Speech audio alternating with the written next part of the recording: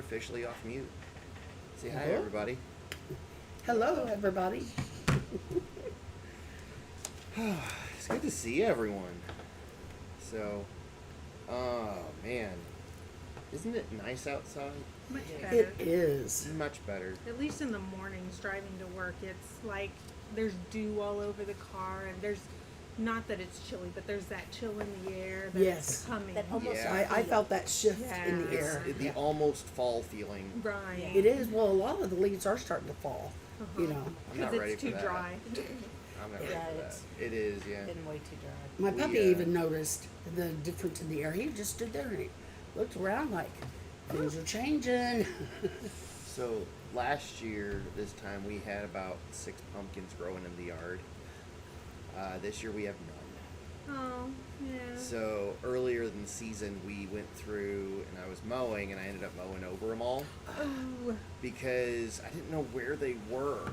And I then didn't recognize the plants. And then I realized it literally was my whole yard full of pumpkins everywhere. But what ended up happening is because I ended up mowing over them twice before I staked it out. I think they just they weren't strong enough to make it, and they all got choked out by the grass.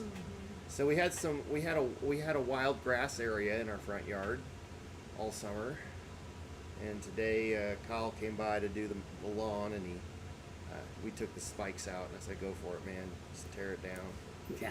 So no pumpkins for us this year. Oh well.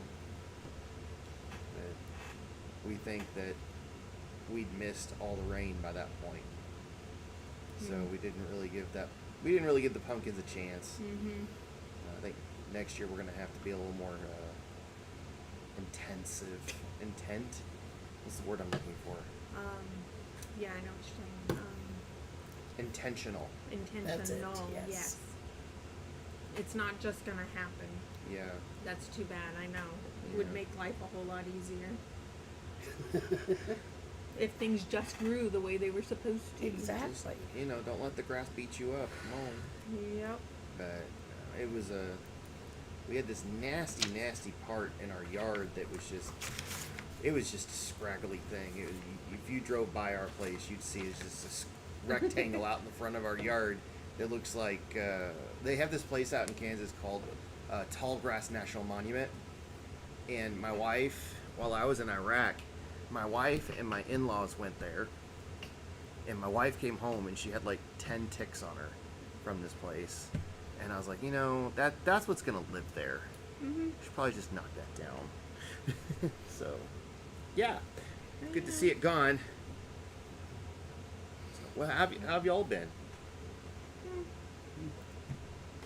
Just moving forward. Yeah, Yeah, it's very big. I know. Okay. I don't know. It's just kind of the end of the summer, and we don't start fall trimester until Labor Day, and just and the nephew went home, and just kind of in that in between for a couple of weeks while everybody else is going back to school, and Right. And they're just floating. Your kids with the new laws, are they thinking about doing any sports or anything? no, and I only have one in homeschool. All the others are done graduated. Darn. So it's just the one, and no, not really. I don't need any more.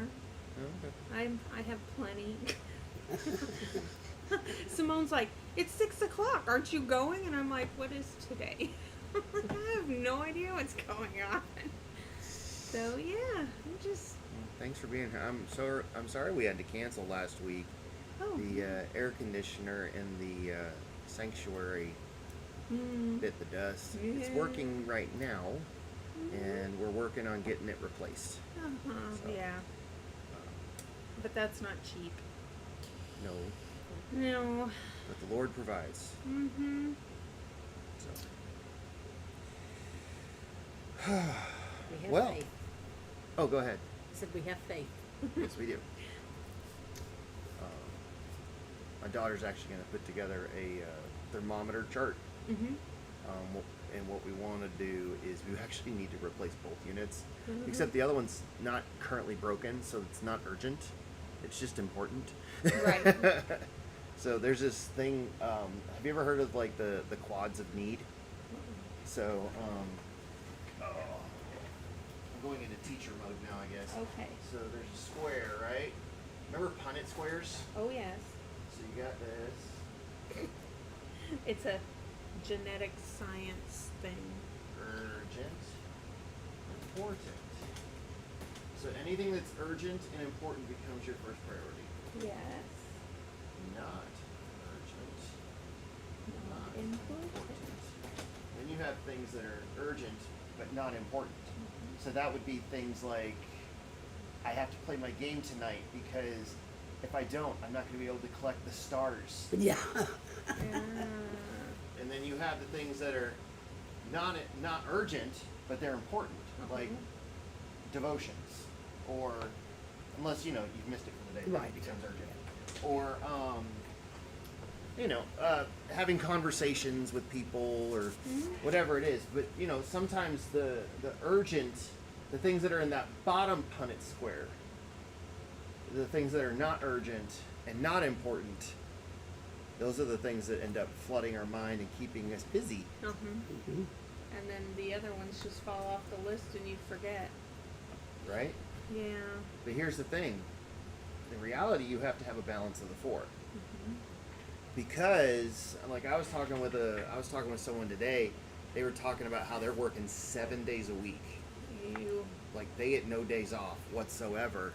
And I don't know if that's because she's a mom, or if it's because she is actually working, and it's like you're working jobs Outside 7 days a the week, home, or or what? you like being like, I'm a mom and that's work, and I'm Yeah. like, and I get that, that's fine. Oh sure. Yeah, because that's But hard. there's a difference. Yeah, Being Yeah. a spouse is Work. a 7-day Oh Yeah. yeah. Sure. job. But our But- society tends to negate those things. Yeah, right. they do. Whereas they still are, but it's a different urgency, I guess is the right word. I don't know. Because we need all of it. You got to take vacation. And there's that too. You got to shut stuff down sometimes. And last week I was hot, I was tired, and I said, Be I'm beat. And done. it was also the end of the semester, so I yeah. had no homework to do, Oh. and because I'd finished it all, and I went, Now what? I am gonna go home and spend time with my family, and that's exactly what I did. Yep. Which that is also something A that is priority important. as well. Yeah, it's important and not urgent until it is urgent, and that's a bad thing. Yeah. Yeah. So that's the stuff that you hope you never get to the point of urgency. That's the one that goes in the upper right Yep. corner.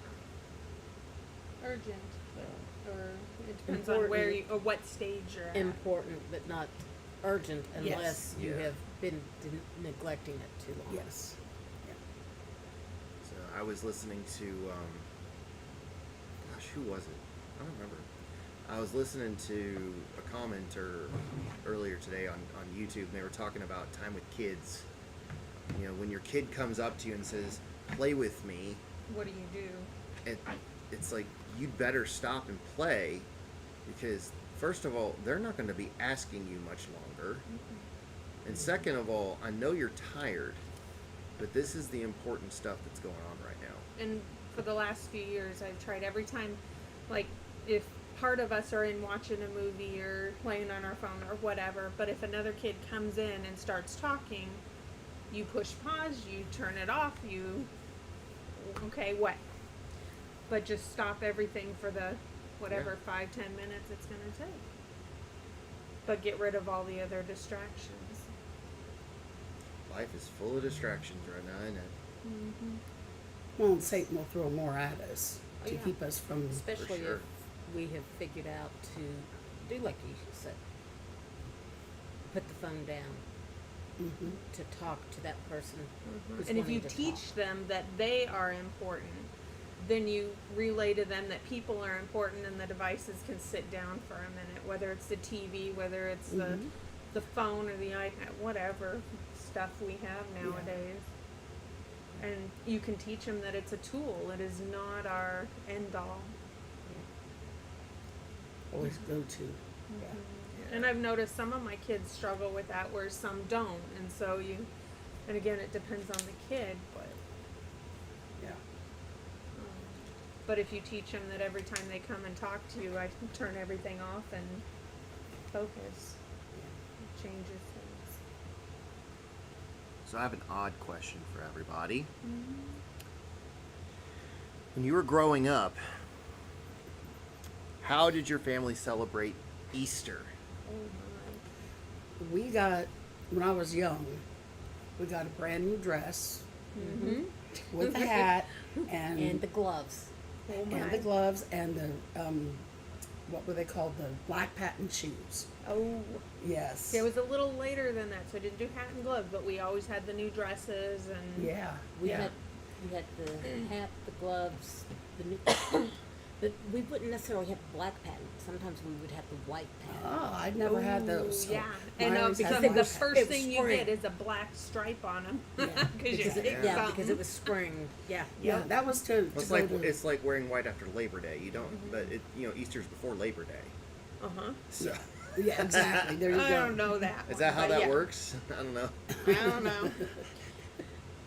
That and Easter eggs and I don't we would- remember yeah. doing a whole lot of. I do more now And churchy with go my to kids. church. We always We went to church, but it was always come home and play. Whereas now my husband doesn't go to church, so I don't go to church and we celebrate at home. It's still churchy. We still say our testimonies around the Easter table with all of the family there, and we share. Because there was this, I'd read about it. There was an Easter celebration that you dye. Do you know the dyeing red eggs? I've seen something. I can't about it, remember what country it was now, but because they could not discuss Christ, they dyed these eggs and sealed them and put them on the mantle until the next Easter. And so everybody that came into the home knew that it was a Christ-centered home. That's And awesome. so we dye red eggs every year, and then we share our testimonies with the group, and our group keeps getting bigger and bigger the last couple of years with additional girlfriends and things Oh, like yeah. that. And so we're introducing this to people. But I've done this for the last, I don't know, 5 or 6 years now since I read that story. Cool. So, My grandmother would always make hot pressed buns also for Oh. Easter uh-huh. and explain the significance of the cross on the bun Okay. as being Yeah. the cross Yeah. of Christ. That's cool. Yeah. We always had ham and, sweet potatoes. Well, yeah, and- yeah. Yeah, that The kind of stuff. traditional. Yeah. Before we moved here, we would go to nobody wanted to do dishes anymore. And so we go to the park and we get the kids games to play outside, and we'd all take a pass around dish and we get together as a family and then pick up and go home, Yeah, we usually got a gift too. Oh, okay. Yeah, just like one. It wasn't like Yeah, Christmas. no, but just like a new skateboard or yeah, we sometimes did it would be like a new outdoor bike. games, Yeah, but mhm. yeah, that kind of outdoor thing. type stuff. Yeah. I was an only child, Oh, I'm so sorry. Oh, I bet you got more than one gift, then, didn't you? Yeah, I did. so we didn't do the Easter egg thing in my house, but my parents would hide candy throughout the house, Ah, and I had to find it. all by And- and- yourself. yeah, all by myself. I didn't have anybody to help me. No competition. No competition. Didn't grow up in a competitive household because I had no one to compete with. Yeah. Oh, jeez. Except the cat, maybe. He You missed know. it. He missed I'm it. allergic to cats now, but I had cats Uh-huh. growing up. It's Yeah, weird. me too. Yeah. Me too. Yeah. So, but we would go to church, and I'd get like a little gift. And now, like maybe as a kid, I've thought of it as like a mini Christmas. Uh-huh. But it was not more important than Christmas. No, No. never was. So, which is very interesting because, like 100 years ago, Easter was way more important than Christmas ever was. Well, and like now with my kids, now that they're starting to move out, I'm not as much, but I try to do an Advent calendar or, little scriptures every night leading up to Easter. And our church focuses on the resurrection versus the cross. And that's why you never see crosses around our church. And so we focus on the resurrection. And so the resurrection, Easter time is, I guess, more of a big deal. I mean, we celebrate it, No, but that's what Easter at is. church, but that's where we Yeah. focus our studies on it instead of the death of Christ, the resurrection of Christ. And so we just so we do more with that. But so I guess the birth of Christ and then the resurrection of Christ are the two that we focus on versus the others. Yeah. But yeah, there's no crosses on our churches. And people would ask us about that all the time, and we're like, not that we diminish the death of Christ in any way. Right. We just want to focus on the hope and the fact that he resurrected afterwards. So, Cool. You guys ready for a video? sure. Sure.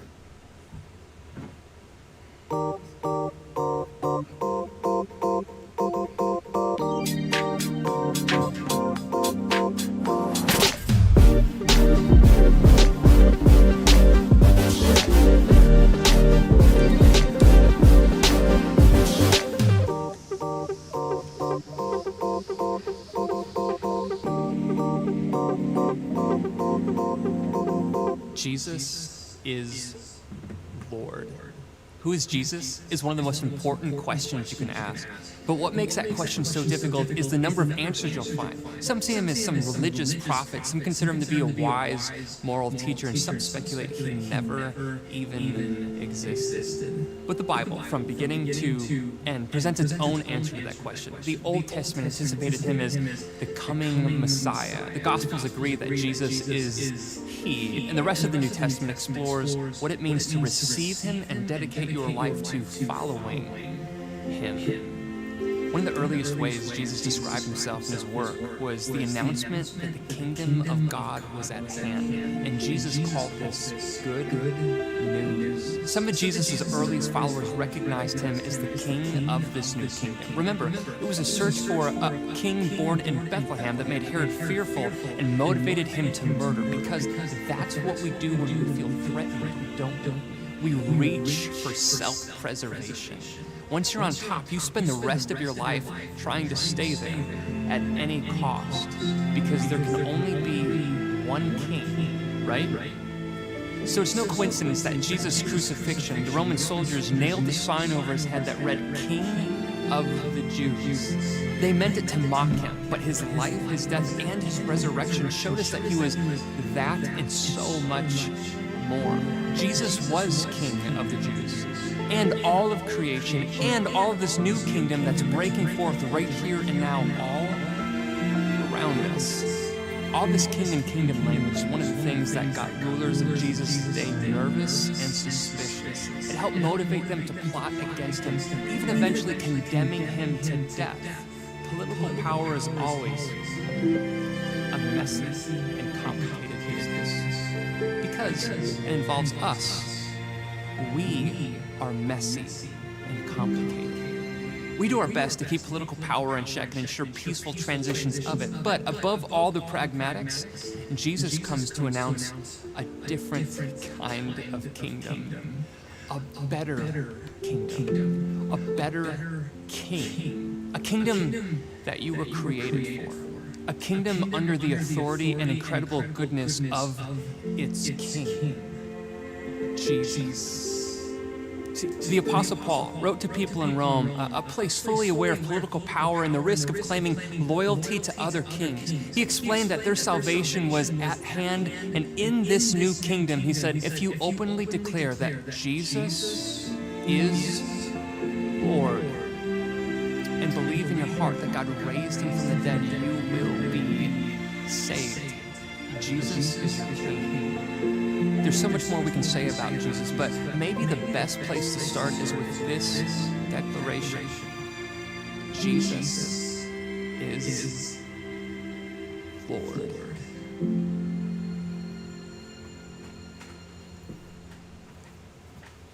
Yeah, that would have been a pretty bold statement to make in the Roman Empire, wouldn't it? Yeah. Jesus is Lord. Right there where Caesar lives. I think that's something that we can't really grasp in our context. No, We have 'cause we don't. religious freedom. Yeah. It might be different if we lived in, say, China or Russia, Uh-huh. where they don't have the religious freedoms we That we have. have. No, it's that just we're- talking about the red egg. So we have to put symbols around so that people know what we're What, thinking what and we stand what for, was, yeah. what we believe in. It's funny. I just started a book today that was called "Life is Messy," and the things that we learn from it. And yeah, I'm only on page 30 yet, but it went right along with us. Yeah.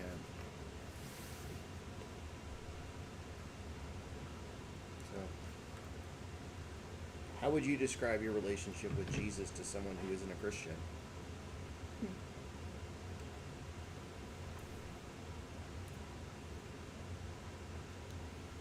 I usually try to explain that he is my best friend, someone that I can go to with any problem, and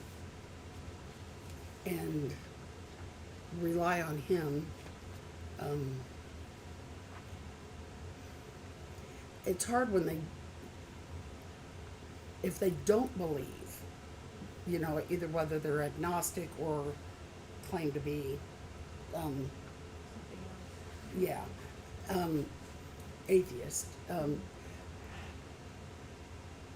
It's harder to get that across to them, but if they're just unbelievers, or not Christians that maybe do believe that he existed, But some don't know at all. Like they grew Right. up in a family that wasn't religious in any way, and so they just have no even foundation to start with. well, I go back to it's our conscience, and the morals. That's what churches are great at, teaching morals. Yeah.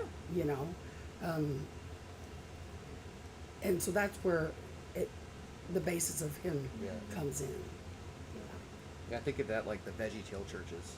Uh-huh. So VeggieTales have always been wonderful since the 90s at teaching like morals and Basic good things to do and so on and so forth. foundation. It's Yeah. like these are the things that we teach our kids, But and this is one thing I learned as a children's pastor.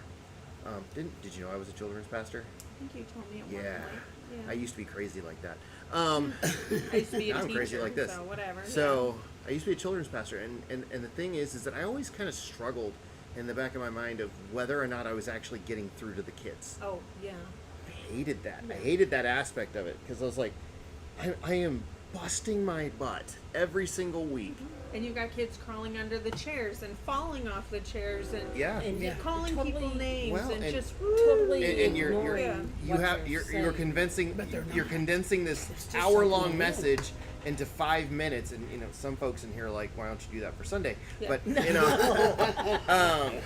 you have to condense it down into 5 minutes because of attention they're spans. their attention And then spans you are have so to do it small. again as an object lesson. You have to do it again as a drama or as a puppet skit or Well, whatever it even is. Us, we have to get repetition because It's repetition over and over and over and over and over and over It's and not over like again. I read this once and I'm the good more, now. The more we read God's word, the more we learn and the more we comprehend and the more we understand what it is He's wanting us to do Yeah. in well, our then lives. how can I share it with somebody else if I don't know it for myself? That's like everything Exactly. else. I have to fill my own cup before Before I I can can- share with others, and whether that's the gospel, whether that is my Testimony?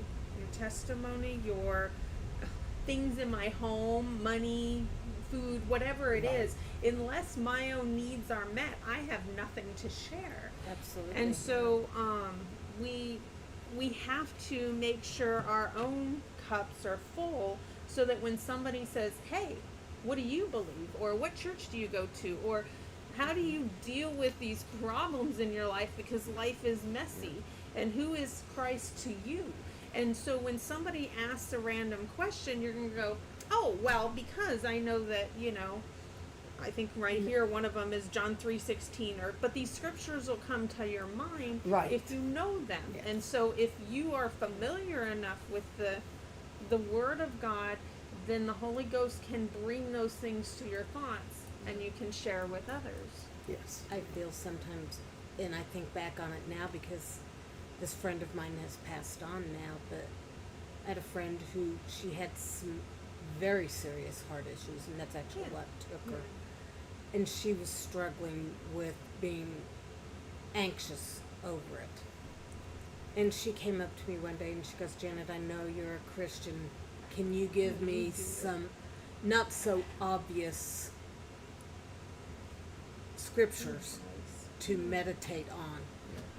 And my mind went totally blank. Yeah. And I felt like I failed her because my mind went totally blank. I said, let me go home and I'll look write it up down and I'll Yes. bring it back and to bring you. back to you. Yeah. I've never been able to just bring them, Yeah. right to. I guess I that comes struggle with with the that. teaching part, that you have things in mind when you're teaching or you've written them down.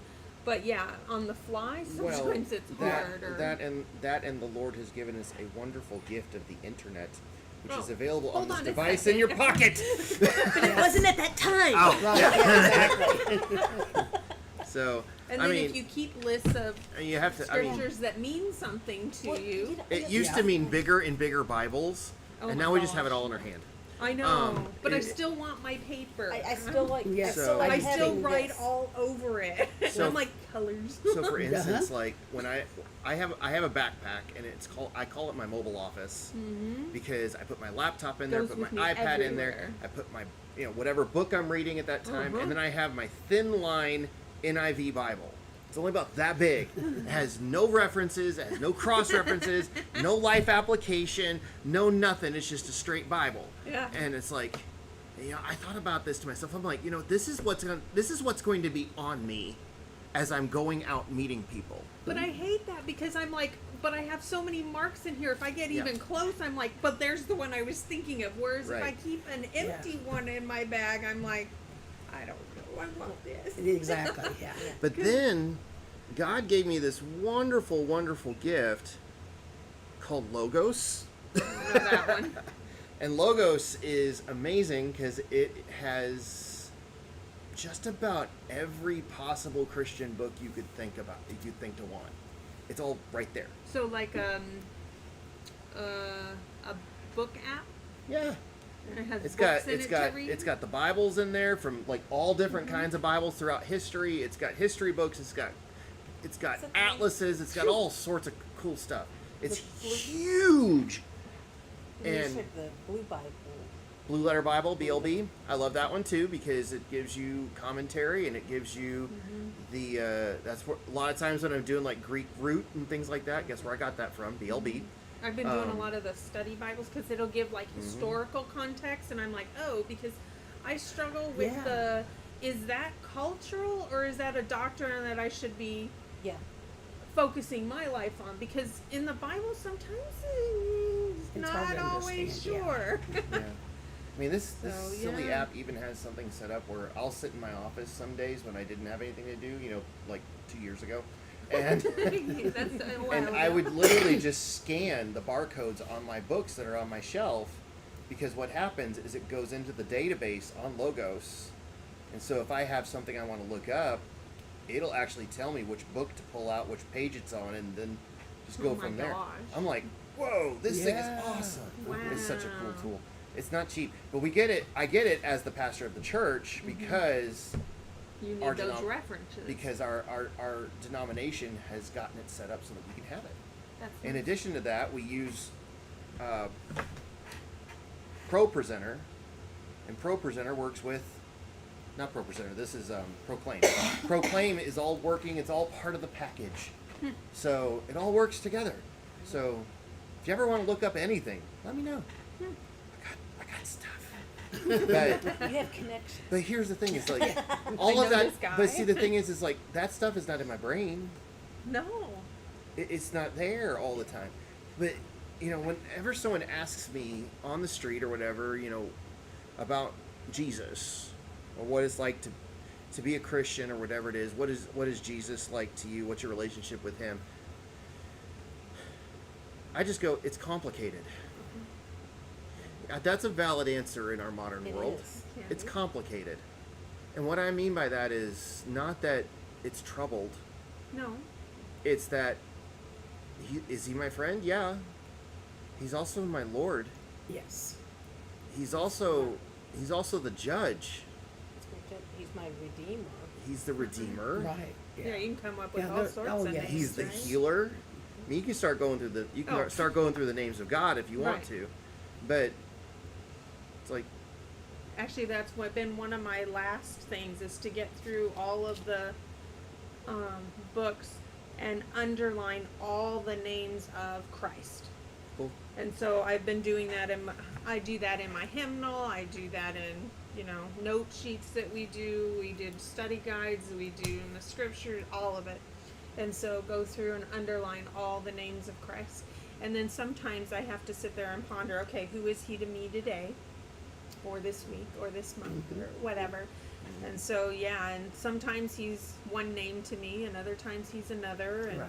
Yeah. and it's funny how every time you read about somebody in the scriptures that, Christ enters into their lives, you can tell what they needed and who Christ was for them at that time in their life. And so I think it's kind of neat that we can extend that into our day as well. Well, I usually start the conversation with this Christian, non-Christian, that, he's my friend and whatnot. And if it gets into a deeper conversation, then I go into that he's my Lord and Redeemer Yeah, yeah. and, some of those different things, But most people need to understand that he is there for us. He meets you where you're at. Yes. And it doesn't matter if you're You at your don't have to lowest be point in your perfect. life or if you are doing pretty good today, Yeah. but he's always there for you and we need him at both times. Right. And that no matter what you have done, It doesn't matter. yeah. Yeah. I mean, I always go back to Saul. He was he was a murderer. And then he became Yeah. Paul and his life changed and he grew from that. And so Yes. what can we do that would be so condemning that Christ wouldn't meet us where we were at if Paul had that?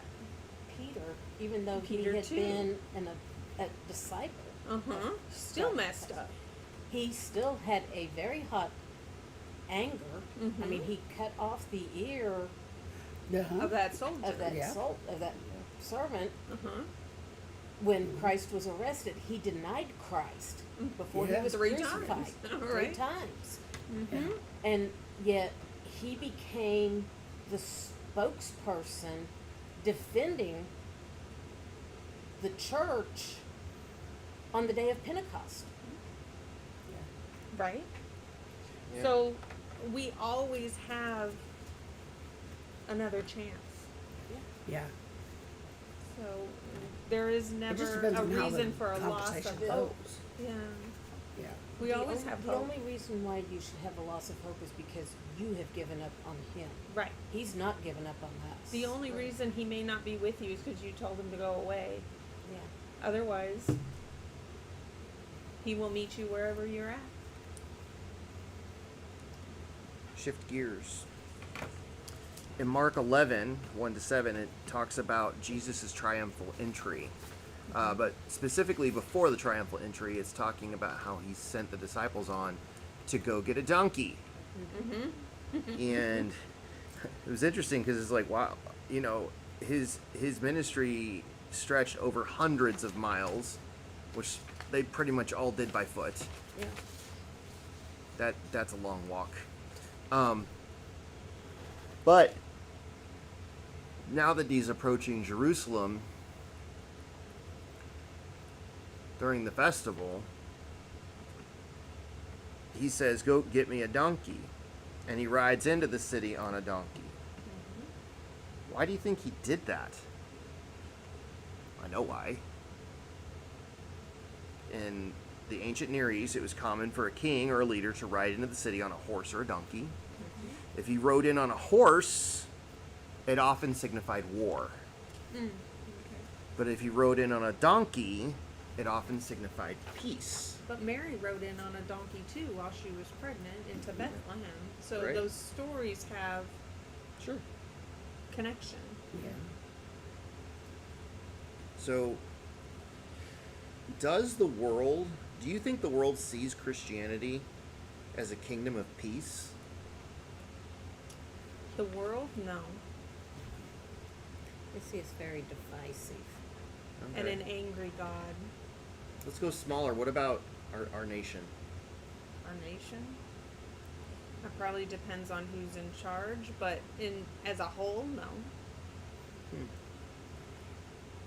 Again, they see us very divisive. Mm-hmm.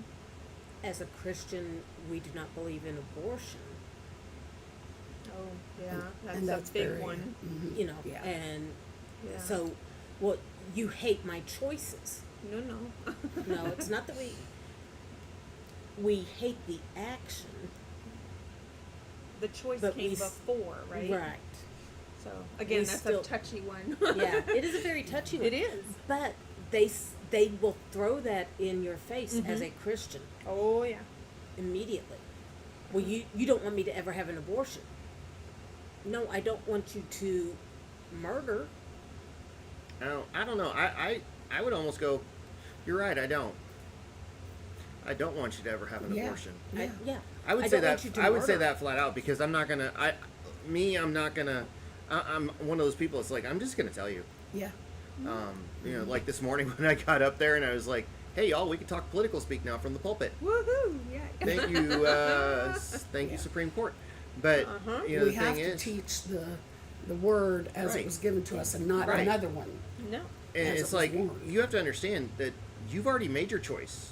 Exactly. Yes. Your that choice was is done. Before. Your Not choice. now. Your choice was when you and her, or you and him, got together and made a baby. That was your Absolutely. choice. That was your choice. Well, they still have a Absolutely. choice to put it up for adoption. Yeah. You know. Yeah. The consequences of sin is death, and the consequences of sex is often life. But that was the point of that. Yes, Between a married couple. that's how it's supposed to work. And yet people are sitting here surprised. Oh, it worked. Yep. Yeah, I get it. You know, man, I remember like me and my wife. We have 4 kids, and you know we went into our marriage. We didn't know if we were going to be able to get pregnant or not. You never Yeah, know you how don't this is know. all going to Right. go. You never know until you try. And so, and then we found out like it didn't take long. Well, us too. It was And like, it's oh, like, people try boom, for boom, boom, years, boom, we'll boom. be fine. No, once. Yeah. And And yeah. it's one of those things. I'm like, wow, am I glad we Woo-hoo. waited? Because this would have been a shotgun wedding. I'm just saying. You just saying. But yeah, Mm-hmm. it's like, do you guys not get it?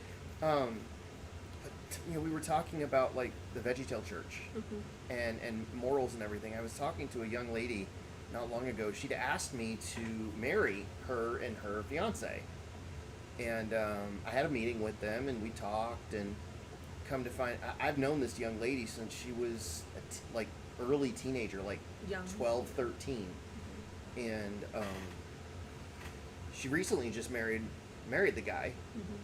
But guess who didn't do the wedding? You. I did not. Nope. I'd found out from our conversations that they'd been cohabitating. And in cohabitating, they had not been celibate. Because you, I don't want to say can't do that, but Right. it's not easy. Well, Yeah. when I look at scripture, that's not something you're supposed to do. And so I said, all right, I would love to marry you guys. But number one, you have to stop having sex. You're done. That stops now. Number two, you have to move out. Then where do you go, right? Her parents' house. She still had a bedroom No. Well, at her parents' okay. house in town. Okay. So it's like it's not like she Wasn't- didn't have anywhere to go. No.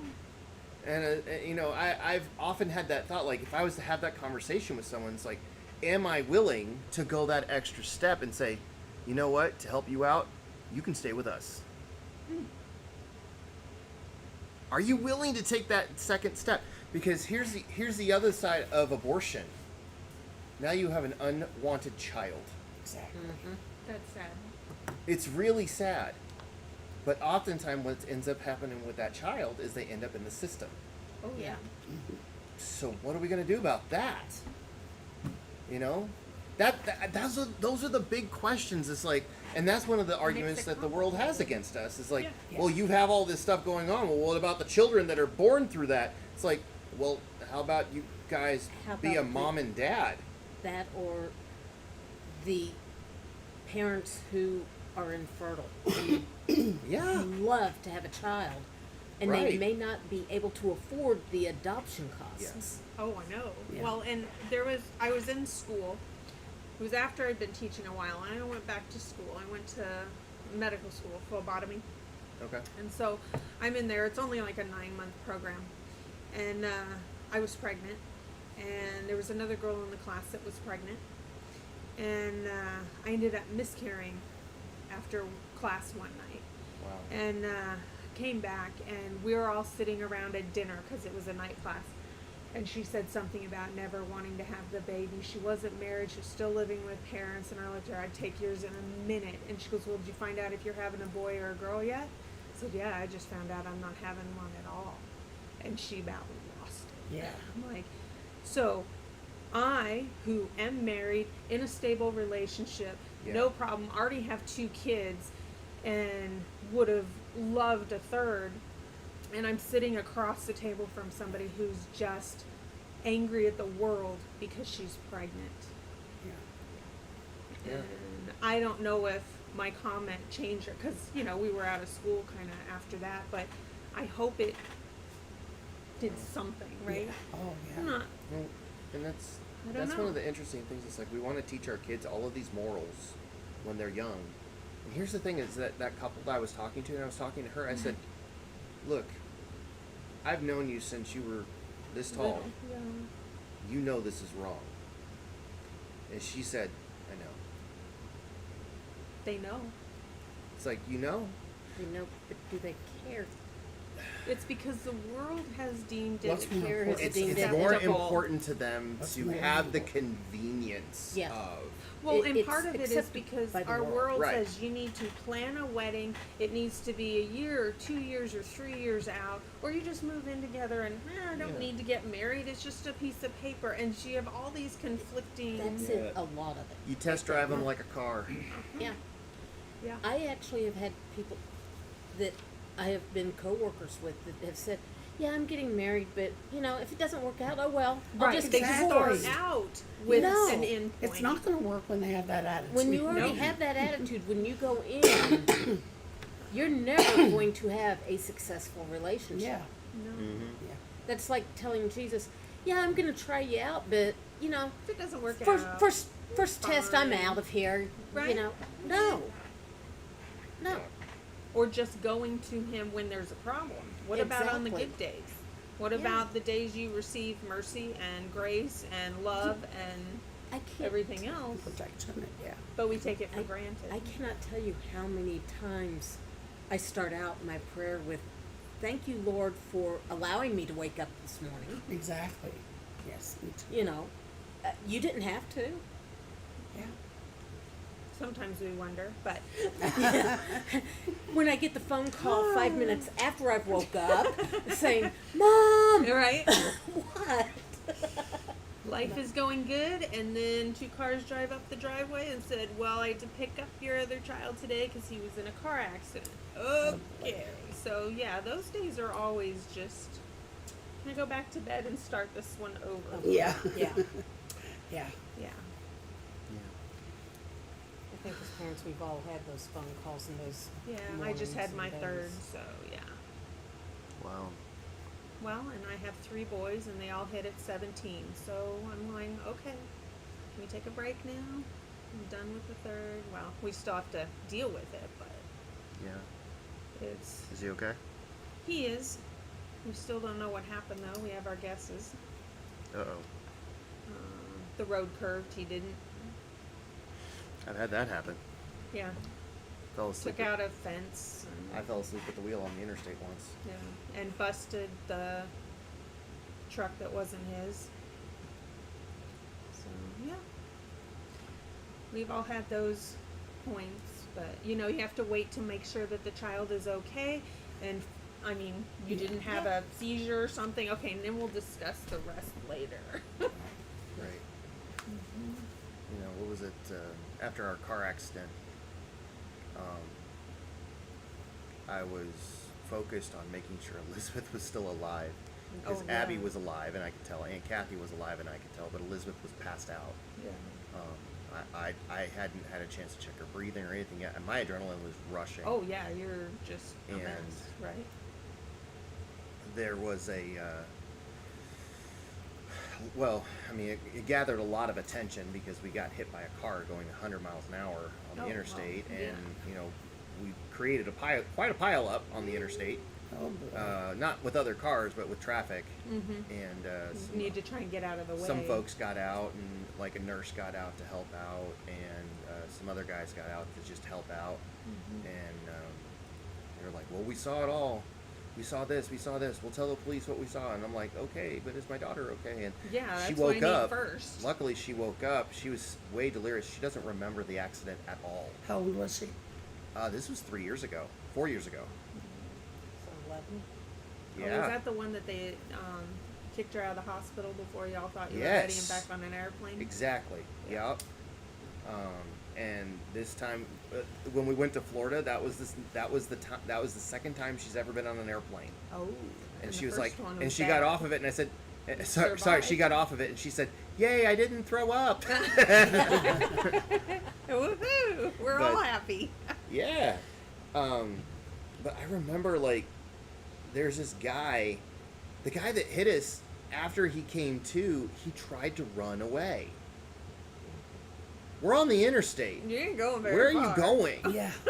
He tried to run away, but there was another guy that from a truck or whatever. He's like, he's like slammed him on the ground, and they were sitting on the guy, like they were not letting him up. But he reeked of alcohol and all that other jazz, but I'm just remembering all of that, and it's just after it was all kind of said and done, and things were finally starting to settle down. We were getting people moved over to ambulances and stuff like that. They were like, "I'm surprised at how calm you are. I'd be beaten out of that guy." And I said, What'll it help? I am only interested in my kids and my aunt. Yeah, That's it. That's it. I don't care about the car. I don't care about him. I will let the authorities handle that Mhm. because that is not my realm. So, And that Yeah. was showing Christ. yeah. Who really was. Well, it's one of those things. Like, I remember my early years in high school. You won't believe this, but I used to curse like a sailor, like real bad, all the time. Like, I would make up reasons to say the stupid words. And I prayed. Rebellion thing, I think. My junior year, I prayed for God to take that from me. And I can probably count now. It's been years since then, so probably a couple hands and a couple toes by now. But that's how many curse words I've said since then. And it puts this horrible taste in my mouth. And despite all of what I went through with the accident and everything else, nothing. And it's Yeah. like, okay, God, you've redeemed my tongue. And it's like, cool. And even if you're not perfect, Yeah. you know, if they pop out occasionally, to me that's still success. Because Oh, yeah. Yeah. yeah, Redemption is a process. yeah. I think most things are a process that we take for granted. Because even like forgiveness at times Yeah. is a process. Learning the scriptures is a process. Absolutely. Everything is Yeah. a step by step It, thing. it creates a pathway in your brain. Right. That's one thing I learned about when we were doing men's group in Virginia. We were doing this series on pornography and, you know, sexual appetite, all that stuff. Men's ministry, that's what you do sometimes. Woohoo. And Yeah. they were literally talking about how they've done studies on the brain, and they have found out that when young men, as they're developing into older men, and even older men from there on, because your brain is always growing and developing, even if you're older, it literally cuts pathways through your brain and creates a new pathway for how you think and how you process everything. And the way that God redeems you is he actually moves that neuron to create a new pathway. That old pathway is always there. Oh, yeah. Yeah. And you have to not take it. That you have to choose to not take it at. Yeah. And that's one of the cool things about the creation. So it leads me to this question: in what ways can our actions help us to spread the idea that Christians are peacemakers? I mean, we just talked about some pretty horrible situations. And you explained one way. By not going and beating the tar out of that guy. Yeah. You were more concerned about your family. You were saying let law enforcement deal in their job with that man. Mm-hmm. Let those who have the authority to do something do it instead of us And know taking it that on it us. may not happen in this lifetime. Know that we have to be okay with whatever the outcome is. Right. So one day they will be judged for that, but it may not be here on earth. Oh, he got judged. He had a bench warrant. Next time he gets pulled over, he goes to jail. So, in fact, I'm pretty sure we got a word that he did go to jail. Yeah. So, My ex-husband literally got away with it for 34 years, 35 years yeah. with a crime, and he is now serving his prison sentence for Good.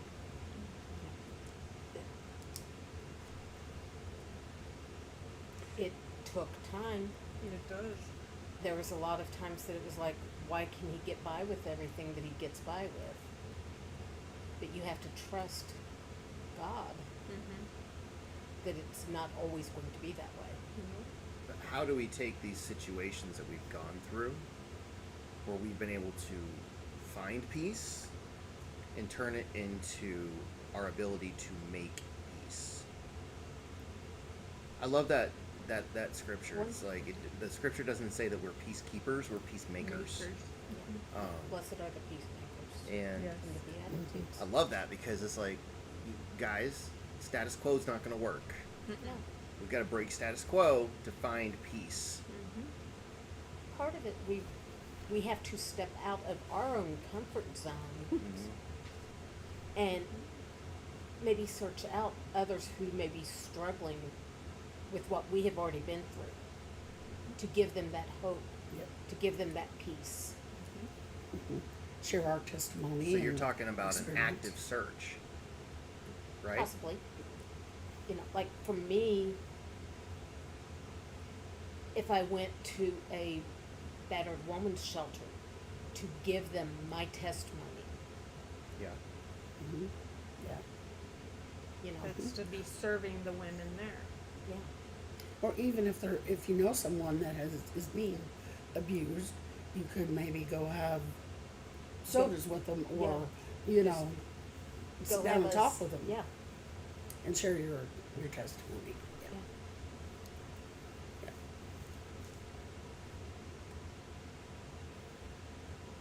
So, all of this together, what we've talked about today, you know, how the world sees Christianity, how we can take our faith and we can use it to spread peace and love and joy and all that stuff, which is all the good stuff. That's the stuff we want to share and spread. That is the stuff that confirms in us that Jesus is Lord. Because instead of having my way, or having the sinful way, or having the way of chaos and destruction and pain, we're going to go make peace. we're going to do the right thing. We're going Which to is- love people even when they hate us.